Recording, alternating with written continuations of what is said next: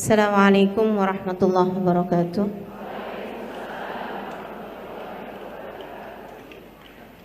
Alhamdulillah. Wassalatu wassalamu ala Rasulillah Muhammad ibn Abdillah wa ala alihi wa sahbihi wa man walah. Subhanaka la ilma lana illa ma 'allamtana innaka antal alimul hakim. Rabbi shrah li sadri wa yassir li amri wahlul 'uqdatan min lisani yafqahu qawli, amma ba'du. Saudaraku sekalian saya muliakan, pergi ke Baitullahil Haram, pergi mengunjungi Ka'bah yang merupakan pusat ibadah umat Islam, menghadap ke arah Ka'bah, ke arah kiblat yang kiblatnya adalah Ka'bah. Bangunan kecil itu teman-teman disebut sebagai Baitullah, sebagai rumah Allah. Bukan artinya Allah berada di sana, sebagaimana bukan artinya Allah ada di atas langit atau surga atau Firdaus al-A'la atau Sidratul Muntaha. Tidak, sebab Allah tidak berarah. Itu hanyalah Ka'bah, hanyalah bangunan yang Allah nisbatkan dirinya dengan bangunan tersebut. Bukan berarti bangunan yang lain bukan miliknya Allah. Kayak semacam gini loh. Kamu punya 10 anak, tapi ada satu anak tuh yang nyenengin banget, membahagiakan hati kamu banget. Kamu cinta sekali sama satu anak itu, sehingga kamu suka bilang kepada semua anak-anakmu yang lain, nih baru anak mama. Emang yang lain bukan anak mama? Anak mamanya tetangga. Semua anakmu, semua anak mama, tapi secara khusus seorang anak disebut sebagai anak mama ketika anak tersebut sangat dicintai oleh mamahnya. Demikian pula dengan Baitullah, teman-teman saya sekalian, semua jengkal bumi milik Allah. Semua jengkal bumi diciptakan oleh Allah Subhanahu wa taala. Bahkan bukan hanya di bumi tapi juga di langit-langit sana dan di alam-alam yang kita nggak tahu, teman-teman saya sekalian, semua milik Allah. Semua diciptakan oleh Allah Subhanahu wa taala. Akan tetapi di antara seluruh jengkal bumi ini ada yang begitu Allah cintai hingga Allah menisbatkan dirinya dengan tempat tersebut, yaitu Baitullahil Haram, Ka'bah al-Musyarrafah, Ka'bah yang dimuliakan Allah Subhanahu wa ta'ala. Siapa sih yang bangun Ka'bah pertama kali? Nabi Adam alaihissalam. Teman-teman, Ka'bah dengan Hajar Aswad yang ada di salah satu sisinya, Hajar Aswadnya itu dulu diturunkan oleh Allah Subhanahu wa taala bersama dengan beberapa barang yang turun dari surga saat Nabi Adam dengan Siti Hawa turun ke atas muka bumi. Siti Hawa sama Nabi Adam tuh waktu diturunkan ke atas muka bumi, ada beberapa barang yang ikutan turun. Dan barang-barang ini teman-teman saudara sekalian, istilah kita sekarang bolehlah dikatakan bahwa merupakan barang-barang paling sakti. Apa aja tuh yang turun? 1, Hajar Aswad, batu yang dulunya berwarna putih bersih, turun bersama Nabi Adam. Yang lainnya ada cincin. Cincin ini apabila dipakai maka akan menjadikan siapapun yang memakainya ditaati, ditunduki oleh semua yang ada di alam semesta. Bukan hanya manusia, tapi juga bangsa jin. Siapapun yang pakai cincin ini semuanya patuh, taat sama dia gitu. Sama yang pakai. Siapa nih yang pakai cincin ini? Sekarang nggak ada. Tapi yang terakhir makainya adalah Nabiullah Sulaiman alaihi salam. Cincinnya Nabi Sulaiman. Sampai bikin binatang semua tunduk sama Nabi Sulaiman. Bangsa jin semuanya juga tunduk kepada Nabi Allah Sulaiman. Kabarnya dalam dunia persihiran cincin ini masih terus dicari. Jadi kalau ada ibu-ibu lagi jalan,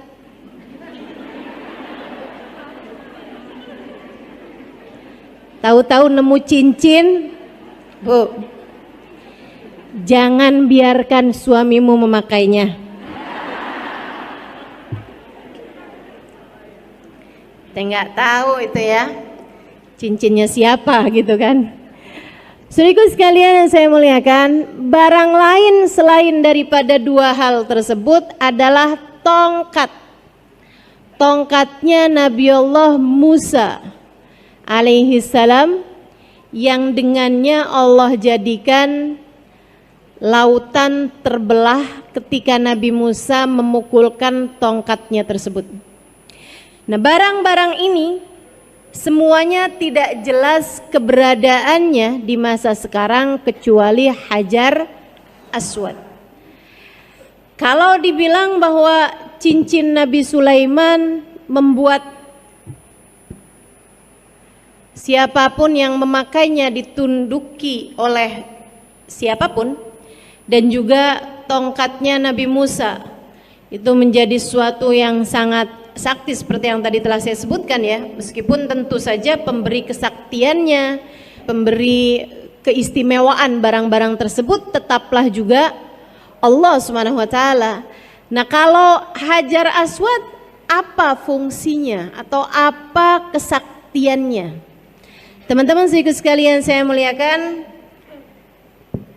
ini juga pernah menjadi hal yang membuat Sayyidina Umar bin Khattab pernah berkata di masa kekhalifahan beliau, saat beliau tawaf dan juga beliau cium Hajar Aswad, sesudahnya beliau berkata, innaka ya Hajar, Hajarun, innaka ya Hajar al-Aswad, Hajar la yadur wa la yanfa'.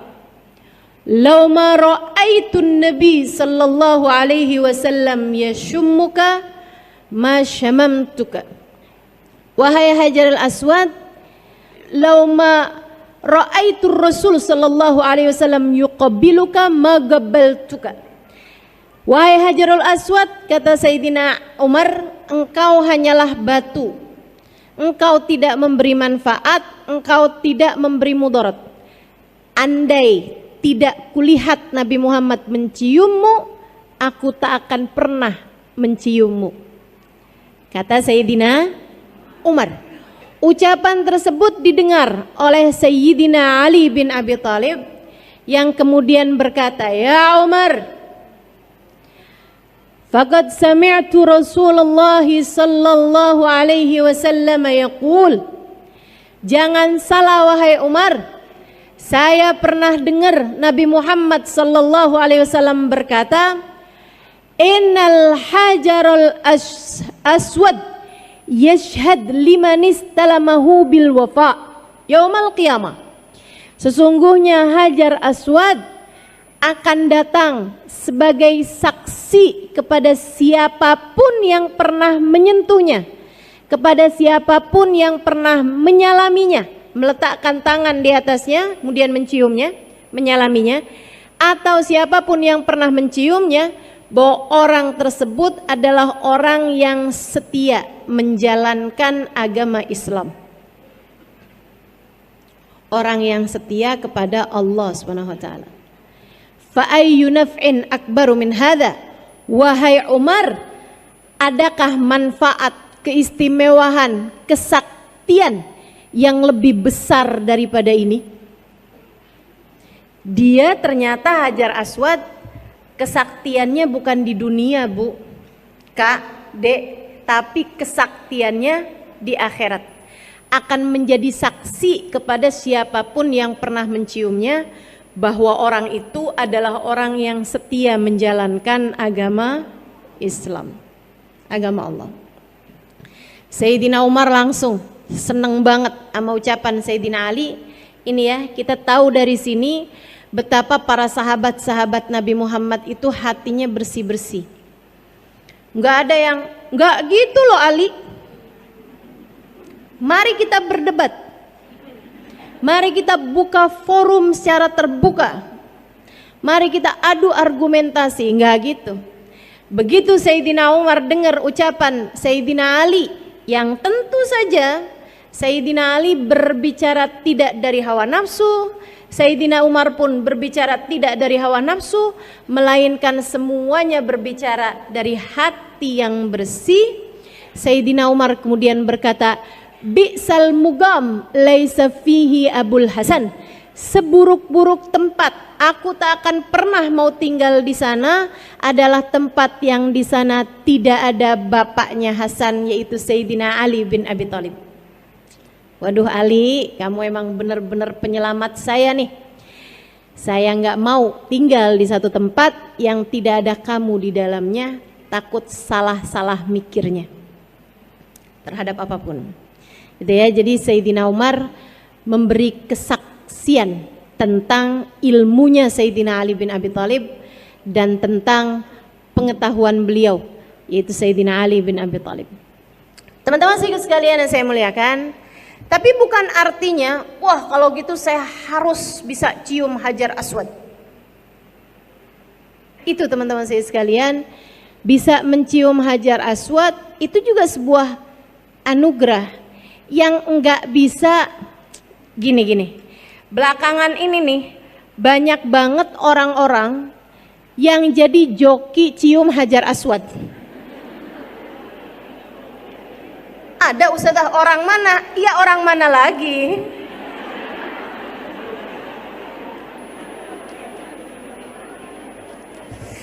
Kita tahulah oknumnya. Dari mana tuh ide-ide jokiin sesuatu. Saudariku sekalian yang saya muliakan, jadi ada tuh, saya pernah disamperin. Bukan saya pernah jadi joki ya,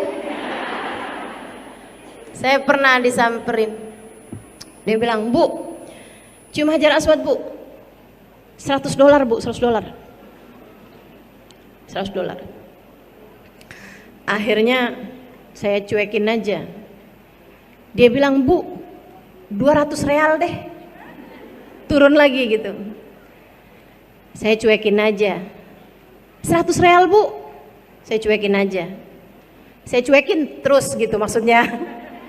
Bukan kemudian saya bilang 50 real mau. Teman-teman sekalian, kenapa gitu? Yang namanya suap, itu kan namanya suap tuh. Ar-rashi wal murtashi finnar. Kata Nabi Muhammad, yang nyuap sama yang disuap tempatnya di neraka. Saya datang ke Mekah mau ibadah. Ngapain saya datang ke Mekah hanya untuk menambah daftar dosa yang membuat saya layak di neraka? Saya datang umroh buat ngapusin dosa, bukan buat nambahin dosa. Jadi saya nggak mau kerjain yang kayak begituan. Lagi pula teman-teman, urusan cium Hajar Aswad kalau dikasih kemudahan sama Allah gampang aja. Saya pernah cium Hajar Aswad, nggak pakai desek-desekan, malahan diantriin laki-laki sendiri, perempuan sendiri. Tahun 2000 saat melaksanakan ibadah haji, ada masanya subhanallah, saya nggak ngerti juga kenapa bisa begitu ya.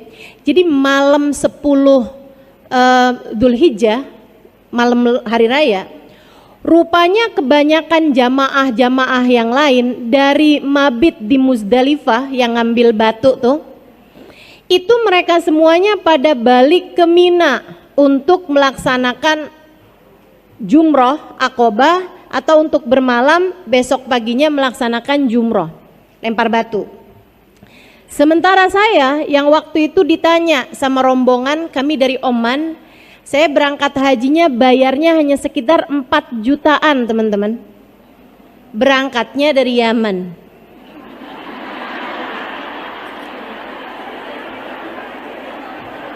Jangan dikirain sakti. Itu teman-teman saya sekalian, saya waktu itu udah ngajar di Daruz Zahra. Jadi ketika rombongan kami nih satu bis, terdiri kebanyakannya dari teman-teman saya dari Oman dan warga Oman, warga Salalah tepatnya. Mereka tanya, Ustazah, ini kita habis gini bagusan balik ke Mina untuk Aqobah atau kita tawaf ifadah? Saya bilang dua-duanya boleh. Dua-duanya boleh sebab tawaf ifadah masuk dari muntasifil lail, dari jam 12-an malam ke belakang. Sementara itu juga udah jam 12-an gitu. Terus dia bilang, jadi Ustazah putuskan apa nih? Saya bilang kalau gitu kita tawaf ifadah. Ke Mekah Ustazah? Iya, ke Masjidil Haram. Kita pun berangkat ke Masjidil Haram dan baru itu saya lihat Masjidil Haram kosong. Masa itu orang kalau lagi ibadah haji, pelaksanaan ibadah haji, Mekah ditutup selain dari jamaah haji. Jadi warga Mekah apa segala macam tuh nggak bisa, nggak boleh ke Mekah gitu. Kecuali besok paginya tuh baru mereka sholat subuh dan itu ya sholat Idul Adha gitu. Tapi kalau yang malam itu tuh ternyata enggak. Dari kosongnya, dari sedikitnya sampai pintu-pintunya itu sebagian ditutup. Ya satu pintu, 3 ditutup, pintu masjid. 1 dibuka, 3 ditutup seperti itu.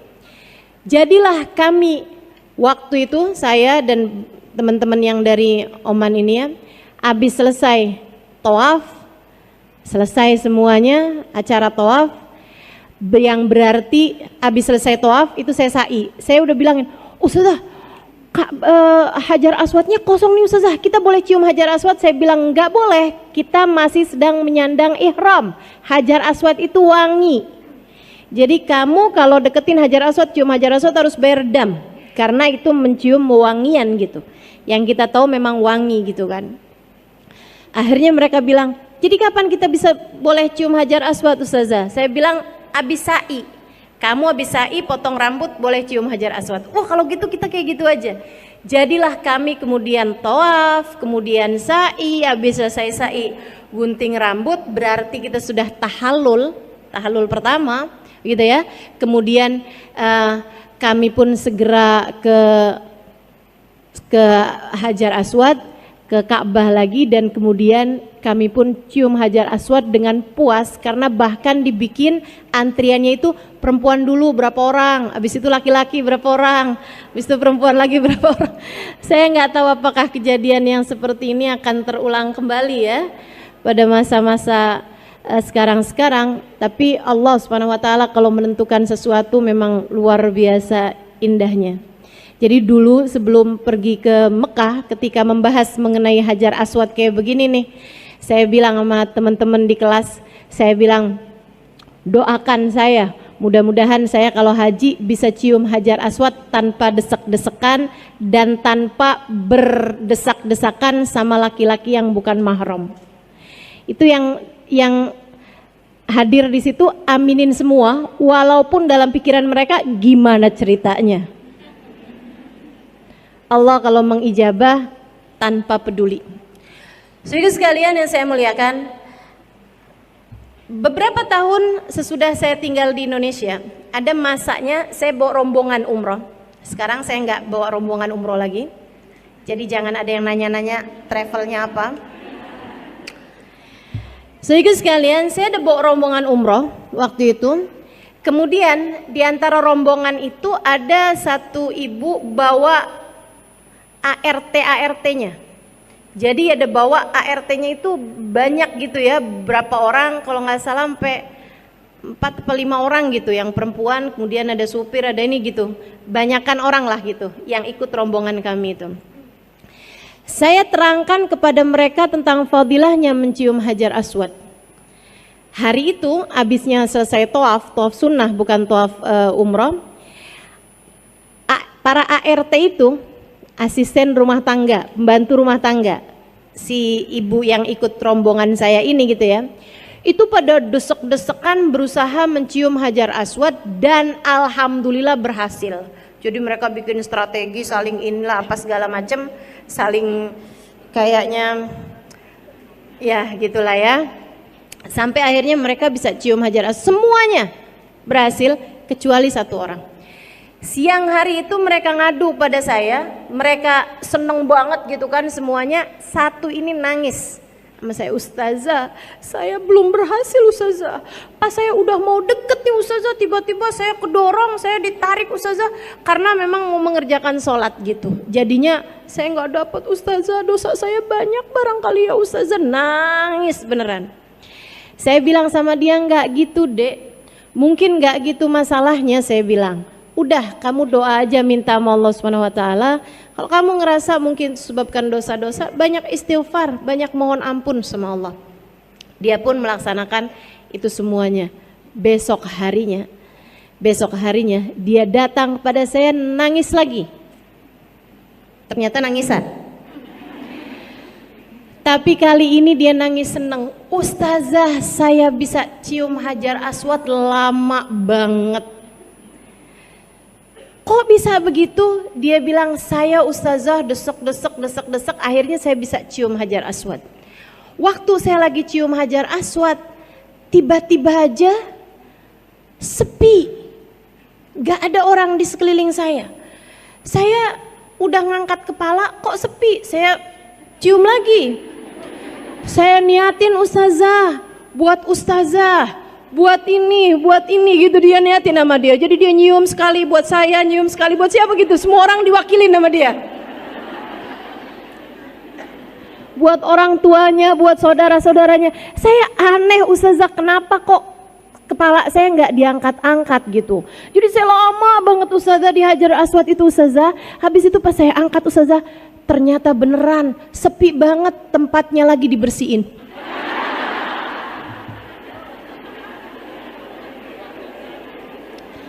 Lagi dipel. Jadi dia sendirian nyangkut di Hajar Aswad. Saya bilang, Allah kalau punya mau ya Allah, ya Allah.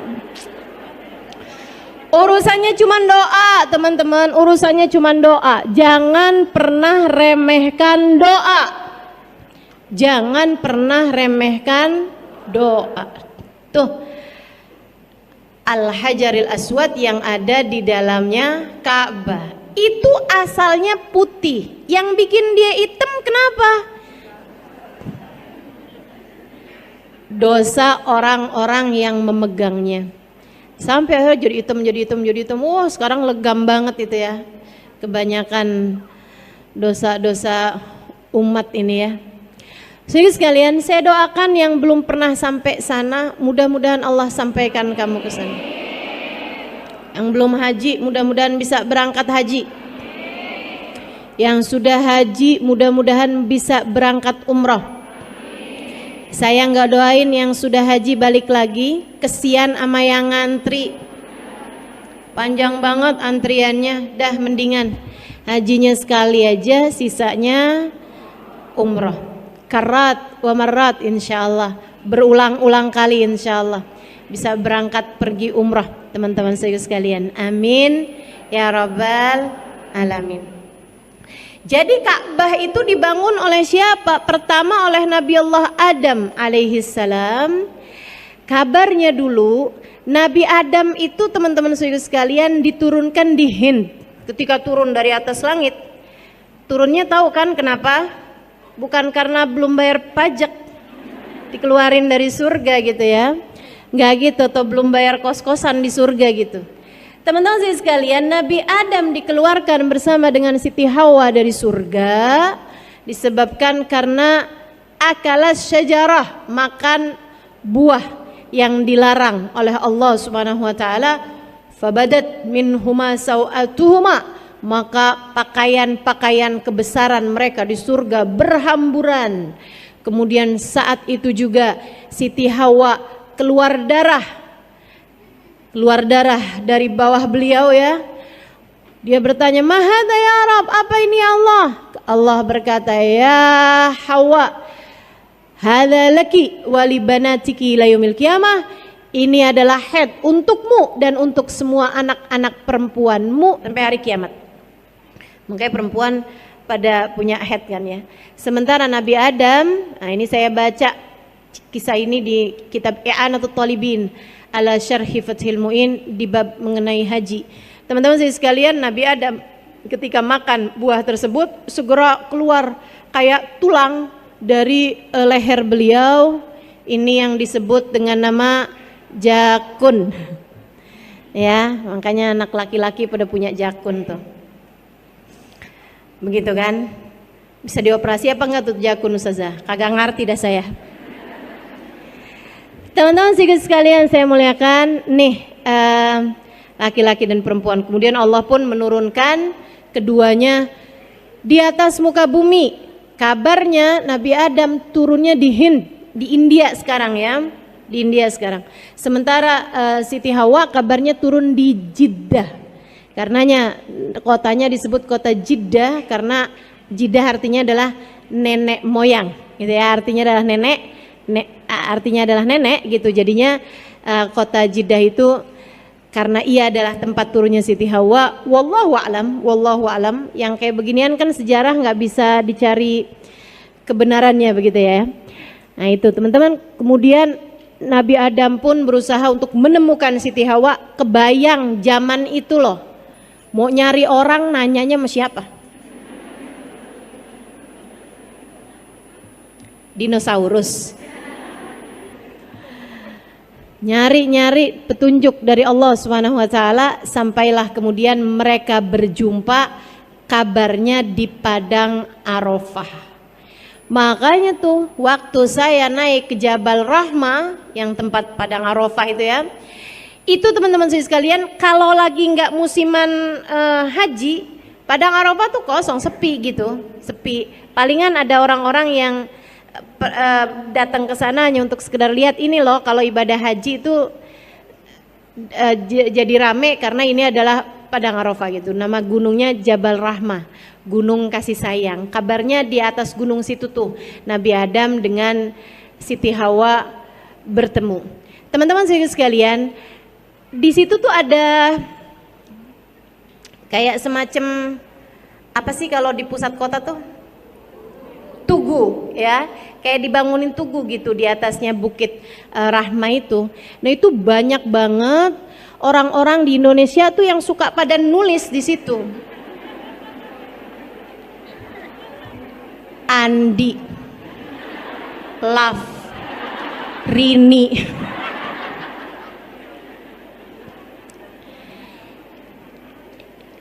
Di belakangnya ada tulisan lagi, Andi, Love, Dini. Nah yang sebenarnya yang mana nih? Tuh katanya ya, kayaknya nih yang di depan ditulis sama bininya, yang di belakang tulis sama lakinya. Itu yang mustajab yang mana tuh? Kalau kayak gitu gimana tuh Ustazah? Nggak perlu yang begitu-begituan teman-teman, nggak perlu. Itu kayak anak SMA, anak SMP suka nulis di toilet nggak sih?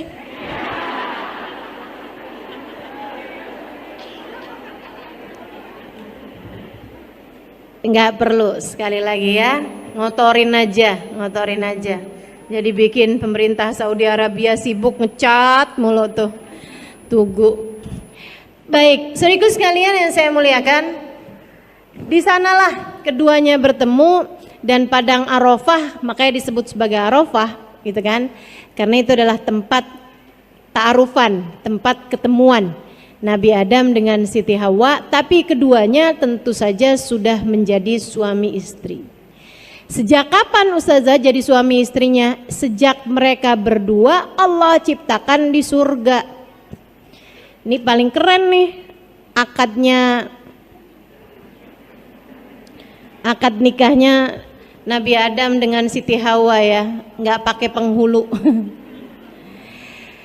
Kabarnya ketika Nabi Adam sendirian di surga, dia pun merasa kesepian. Allah kemudian menciptakan dari salah satu tulang rusuknya Siti Hawa.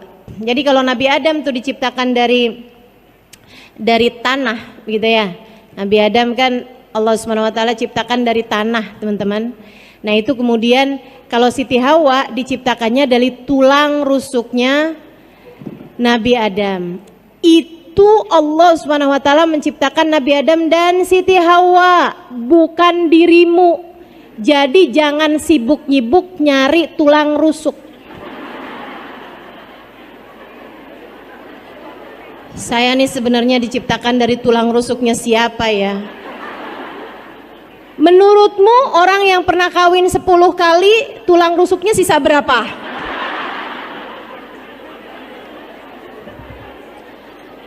Enggak gitu dek. Terus perempuan yang pernah kawin 3 kali tulang rusuknya barengan gitu? Nah enggak gitu ya. Itu Nabi Adam dengan Siti Hawa aja. Yang Nabi Adam diciptakan dari tanah dan air, sementara Siti Hawa diciptakan dari tulang rusuknya Nabi Adam. Hanya Siti Hawa.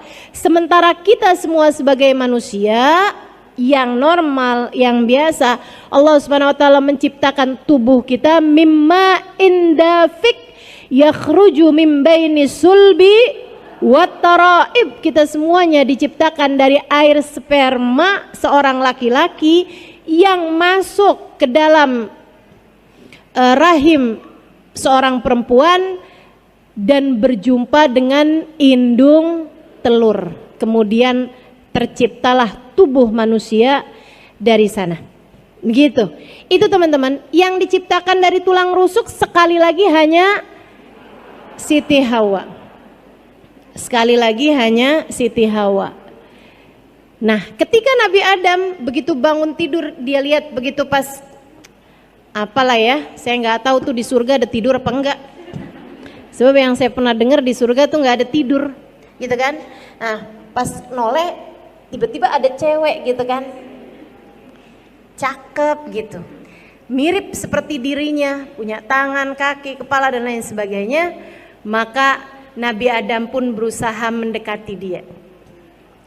Allah kemudian berkata, ya Adam, la tagrub ilaiha hatta tuaddi mahraha. Nah, ini ada di kitab Al-Insan Al-Kamil, Muhammad Al-Insan Al-Kamil atau Anwar Al-Muhammadiyah, mohon maaf. Ada di kitab Al-Anwar Al-Muhammadiyah, cahaya-cahayanya Nabi besar Muhammad sallallahu alaihi wasallam. Yang kata guru saya Sayyidil Habib Umar bin Hafid, man arada nurun nabawi fa alaihi bil anwaril muhammadiyah. Siapa yang kepengen banyak dapat cahayanya Nabi Muhammad, bacalah kitab Anwar Muhammadiyah. Sedikit sekalian saya muliakan, di dalam kitab tersebut dikisahkan kisah ini. Jadi Nabi Adam ketika mendekati Siti Hawa, Allah berkata kepadanya, Adam, kamu gak boleh dekat sama dia sampai kamu akad dan bayar maharnya. Sampai kamu bayarin maharnya, baru bisa jadi halal. Wa ma mahroha ya Rabb. Nabi Adam nanya, apa maharnya ya Allah? Allah berkata, antusalli ala habibi Muhammad sallallahu alaihi wasallam asyara marrat. Bersolawatlah kepada kekasihku Muhammad 10 kali. Nabi Muhammadnya belum ada nih. Akan tetapi subhanallah, Allah subhanahu wa ta'ala kemudian menjadikan maharnya Nabi Adam dengan Siti Hawa adalah bersolawat kepada baginda Nabi besar Muhammad sallallahu alaihi wasallam. Makanya memang salah satu hal yang baik untuk kamu perbanyak dalam rangka mudah untuk diijabah hajat adalah bersolawat. Kamu kalau pengen apa-apa, dah banyakin solawat aja dah. Itu senjata kita banget teman-teman. Nabi Adam ini bukan umatnya Nabi Muhammad loh sebenarnya kan. Segitunya aja urusannya sama sholawat, apalagi kita nih yang umatnya. Itu adalah senjata besar, senjata ampuh yang Allah Subhanahu wa taala berikan dalam kehidupan kita ini. Bersolawat kepada baginda Nabi besar Muhammad sallallahu alaihi wa ala alihi wa sahbihi wasallam. Ada beberapa kawan saya pernah ngadu sama guru kami tentang rasa cemburu. Ada gitu. Kita ini kan sebagai seorang istri pasti aja ya, cemburu itu tanda cinta. Gimana nih Ubabah cara nyembuhin hati dari cemburu? Kata Ubabah, cemburu itu sesuatu yang normal. Kalian tahu nggak, Siti Hawa aja cemburu? Kan jadi pertanyaan ya, Siti Hawa cemburu dari siapa? Siapa yang dicemburuin Siti Hawa? Dinosaurus. Siapa nih gitu kan? Yang lain-lain kan malaikat gitu. Jadi kayaknya nggak pantas banget buat cemburu gitu. Namanya bukan makhluk yang sama tuh kan. Ibu-ibu pernah cemburu mayam? Enggak kan? Pernah cemburu sama kucing? Kan enggak gitu. Jadi kita kan cemburu biasanya sama sesama begitu kan ya. Baba kemudian bercerita, kabarnya Siti Hawa itu dari cemburunya kepada Nabi Adam, tiap kali Nabi Adam habis jalan keliling-keliling di surga, pulang-pulang tulang rusuknya dihitungin.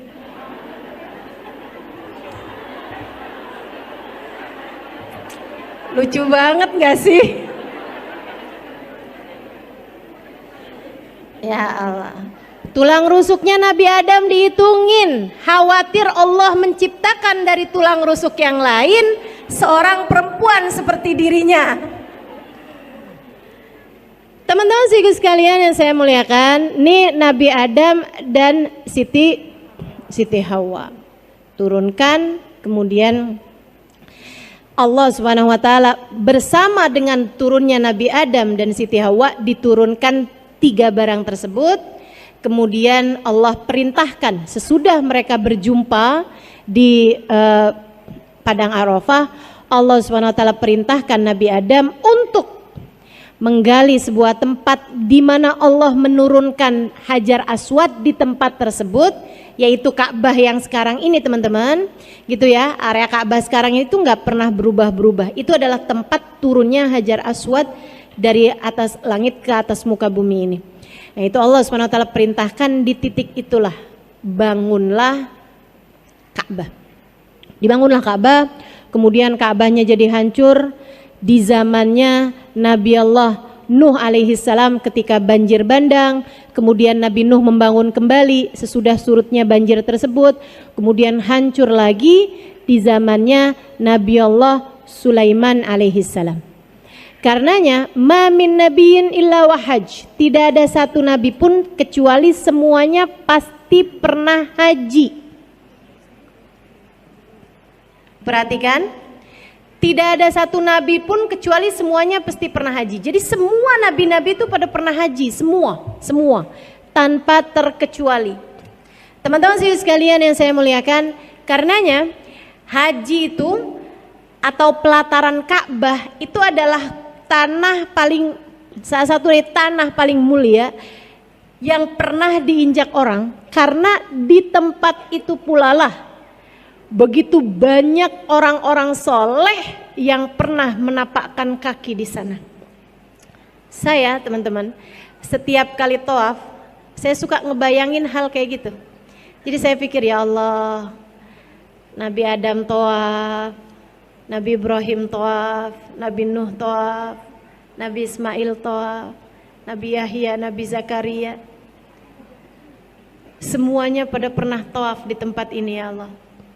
Sekarang saya pun Kau izinkan untuk tawaf di tempat ini. Ya Allah, sebagaimana Engkau telah memandang mereka dengan pandangan cinta-Mu, pandanglah hamba yang hina dina ini juga dengan pandangan kasih sayang. Kalau lagi tawaf saya suka bayangin Nabi Muhammad tawaf.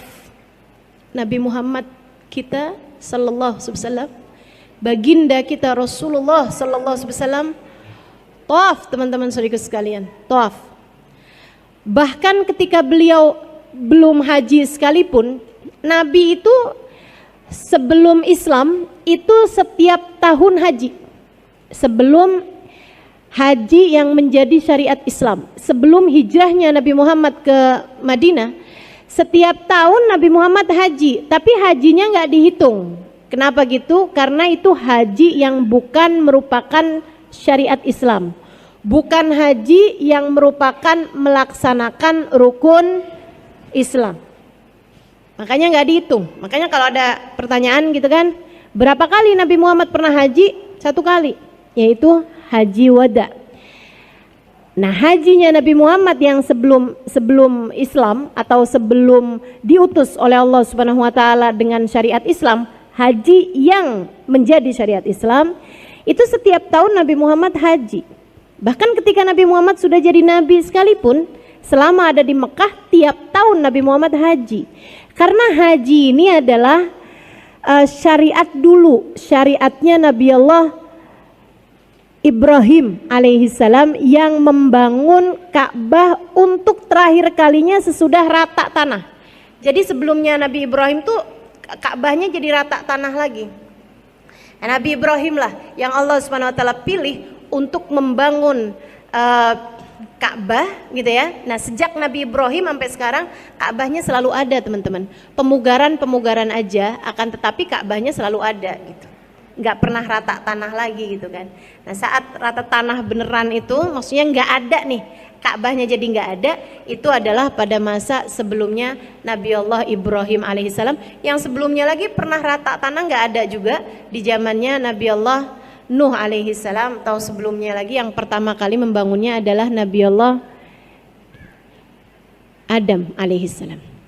Saudara sekalian yang saya muliakan, jadi Ka'bah dibangun kembali oleh Nabi Allah Ibrahim alaihissalam. Nabi kita Muhammad tawaf. Bahkan ketika beliau itu sudah jadi nabi nih, saat hari-hari biasa beliau itu tidak pernah melewatkan 1 harinya dari tawaf, teman-teman, kalau beliau ada di Mekah. Sebab tawaf itu merupakan penghormatan terhadap Ka'bah. Lain sama sa'i. Sa'i itu hanya ada dalam rentetan ibadah haji ataupun umroh. Sementara tawaf, kamu asal masuk ke area Masjidil Haram, kamu sunnah untuk tawaf. Bahkan disampaikan dalam sebuah hadis bahwasanya innallaha anzal, setiap harinya Allah Subhanahu wa taala menurunkan 120.000 rahmat. 120.000 rahmat untuk Masjidil Haram. Allah baginya 60 rahmat buat yang tawaf, 40 rahmat buat yang sholat di Masjidil Haram, dan 20 rahmat buat yang lihat Ka'bah. Jadi kalau kamu Allah mudahkan, mudah-mudahan Allah takdirkan, di Masjidil Haram ya, yang tentu saja sekarang tidak ada di sana, kalau bisa tawaf, kalau nggak bisa sholat, kalau nggak bisa sholat pandanglah Ka'bah. Maksudnya kalau sedang memungkinkan tawaflah, kalau sedang tidak memungkinkan untuk tawaf sekurangnya sholat. Banyakin, Ustazah saya udah sholat apa aja? Sholat apa aja? Sholat sunnah Ustazah, sholat sunnah, sholat qadha, sholat kamu yang dulu-dulu. Mungkin ada yang kelewat zaman jahiliyah, iya kan? Bangun-bangun udah siang hari gitu, kamu belum sholat subuh, dan mungkin sholat tersebut belum kamu laksanakan, belum kamu qadhain di masa-masa remajamu. Banyakin sholat di Masjidil Haram, karena sholat di Masjidil Haram 1 rakaat senilai 100.000 rakaat dibandingkan tempat yang lain. Gak tanggung-tanggung, teman-teman. 1 rakaatnya senilai 100.000 rakaat. Dan saya kalau di Masjidil Haram, di Masjid Nabawi itu suka pindah-pindah tempat. Tar sholat di sebelah sana, tar sebelah sana, tar area sebelah sana. Kenapa? Saya cari-cari gitu. Ya Allah, mungkin di sini Nabi Muhammad pernah sholat. Mungkin di sini orang-orang mulia pernah sholat. Mungkin tempat ini dulu pernah disolatin sama Sayyidina Abu Bakar. Mungkin di tempat ini dulu pernah disolatin sama Sayyidah Fatimah Zahra. Mungkin di tempat ini dulu pernah disolatin sama Sayyidah Aisyah Ridha. Mungkin di tempat ini pernah disolatin Rabi'atul Adawiyah. Mungkin di tempat ini pernah disolatin Syekh Abdul Qadir Jailani. Mungkin di tempat ini pernah disolatin Sayyidina Al-Faqihil Muqaddam Muhammad bin Ali Ba'alawi. Mungkin di tempat ini pernah disolatin Sayyidina Syekh Abu Bakar bin Salim. Kita nggak pernah tahu teman-teman, Imam Syafi'i dulu sholat di mana aja, Imam Malik dulu sholat di mana aja. Jadi saat kamu sedang ada di Mekah, saat kamu sedang ada di Madinah, perbanyaklah untuk berada di dalam masjidnya. Jangan kebanyakan keliling pasar.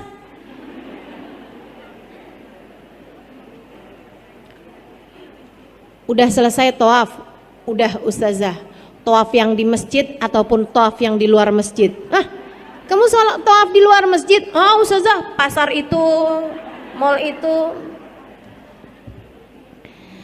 Dari bin Dawud sampai bin-bin yang lain udah dimasukin semuanya. Teman-teman, kalau cuman sekedar mau beli oleh-oleh umroh, oleh-oleh haji, Tanah Abang banyak. Mungkin di sini ada yang nggak tahu, orang luar daerah saya kasih tahu dah. Tuh depan pasar Tanah Abang, ya kan? Kok Ustazah tahu banget? Saya punya pengajian daerah situ. Bukannya saya suka kelilingan di situ ya. Kalau sekedar mau beli oleh-oleh, sekedar mau beli apa gitu kan, tempat yang lain banyak. Tapi kan kalau mau tawaf, di mana lagi kalau enggak di Masjidil Haram? Memandang Ka'bah senilai 20 rahmat turun kepadamu teman-teman saudaraku sekalian. 60 buat yang tawaf, 40 buat yang sholat, 20 buat yang lihat Ka'bah. Sampai dalam hadis disebutkan nadrah ilal Ka'bah ka ibadah sana. Sekali ngelihat Ka'bah kayak ibadah 1 tahun. Sekali lihat Ka'bah kayak ibadah 1 tahun. 1 tahun. Siam naharaha wa qiyam lailaha. Siangnya puasa, malamnya tahajud. 1 tahun. Sekali lihat doang. Saudara sekalian yang saya muliakan, sayang-sayang banget kan kalau kita tidak memanfaatkan itu. Pernah ada seorang ulama pas depan Ka'bah meremlek. Tanyain nama muridnya, Kiai kelilipan? Enggak. Kok gitu meremlek Kiai? Biar hitung banyak kan. Kata Nabi sekali lihat Ka'bah hidung setahun. Jadi biar banyak kan, setahun, 2 tahun, 3 tahun, 4 tahun.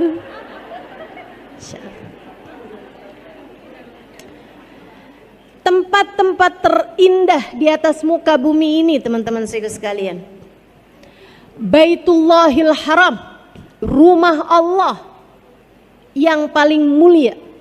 Saudara sekalian yang saya muliakan, kebayang gak sih rumah Allah dan di hatimu ketika ada di dalamnya masih berisi selain Allah? Gak pas banget. Gak pas banget.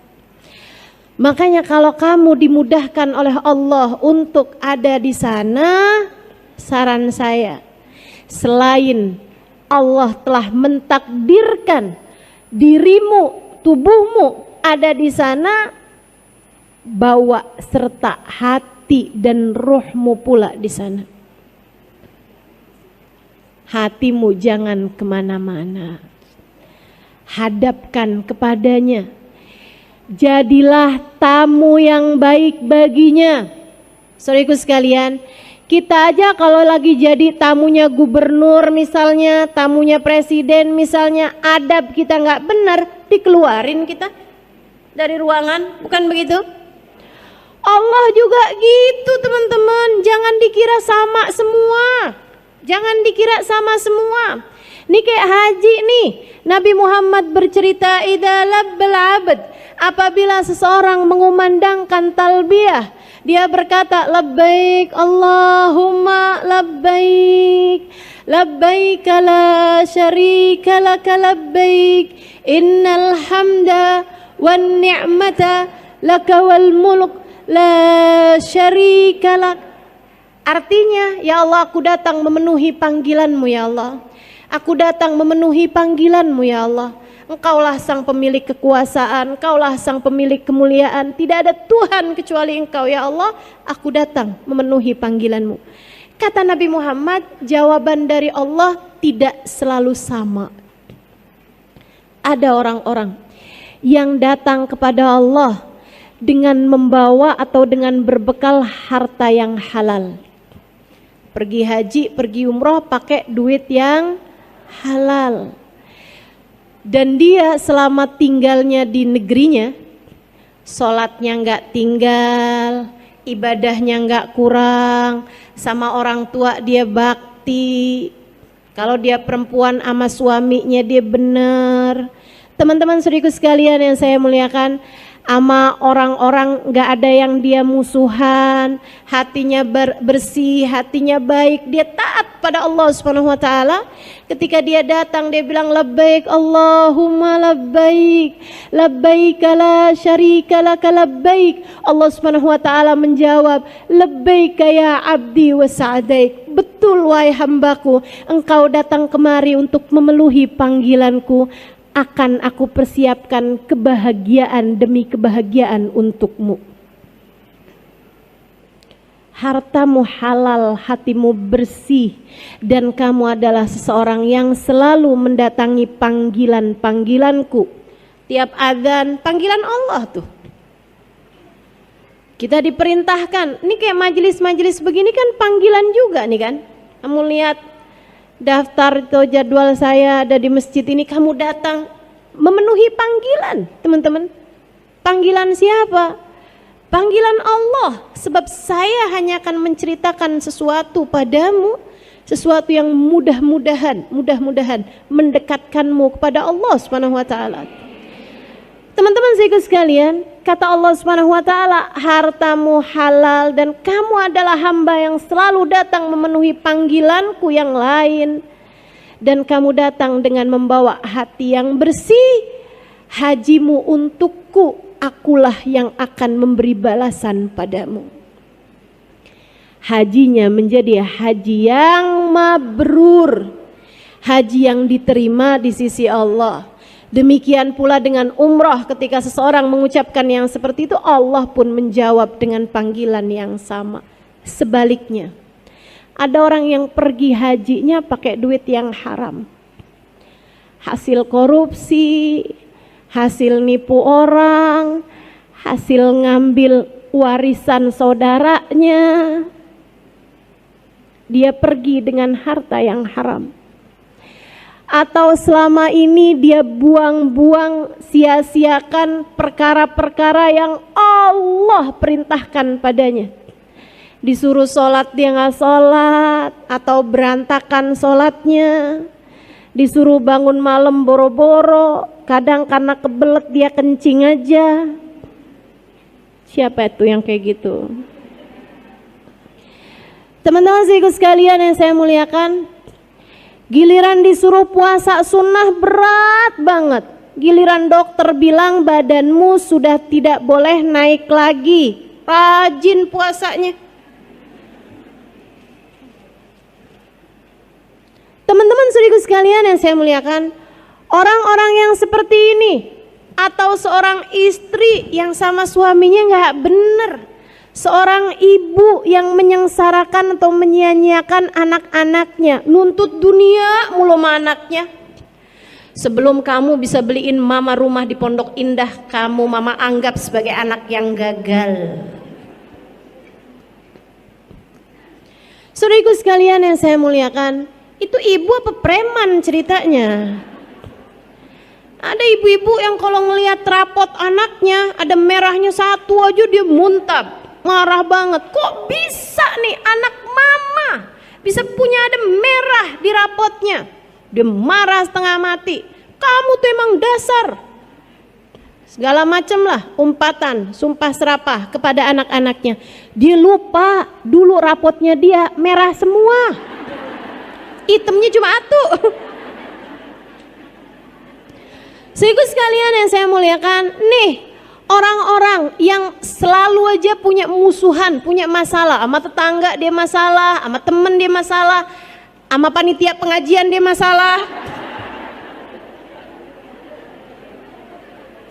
Datang ke masjid aja, sohibul bednya, DKM-nya sebel, apalagi datang ke rumah Allah, teman-teman. Hati-hati, hati-hati. Hati-hati. Inna kasra qalbil mu'min asyaddu indallah min kasril ka'bah hajaran hajaran. Kata Nabi Muhammad, sesungguhnya menghancurkan hati seorang mukmin di sisi Allah